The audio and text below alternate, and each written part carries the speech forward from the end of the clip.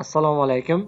Bugungi darsimizda JetCafe dasturini o'rnatishni ko'rsatib o'tamiz va u haqida qisqacha ma'lumot berib o'tamiz. JetCafe dasturimiz bu kafe va restoranlarda va shunga o'xshash savdo nuqtalarida qo'llaniladigan dastur hisoblanadi.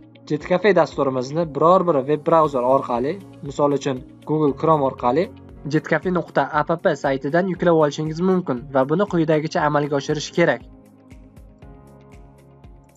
Bu yerdan ko'chirib olish tugmasini bosamiz. Dasturimizni yuklash boshlandi. Shuningdek, saytimizda dasturimizning oxirgi versiyasi doimiy ravishda o'rnatib boriladi. Dasturimiz yuklandi, endi uni ochamiz. Agar sizda ham shu o'yin ochiladigan bo'lsa, More Info tugmasini bosishingiz kerak va bu yerdan Run Anyway tugmasi bosiladi. Dalее tugmasini bosamiz. O'rnatish rejimini polniy rejimiga o'zgartiramiz. Установить tugmasini bosamiz. Bu yerdan esa Yes tugmasini bosamiz. Dasturimiz o'rnatildi, Готово tugmasini bosamiz. Bizga ish joyimizda ikkita yarlik yaratib berildi.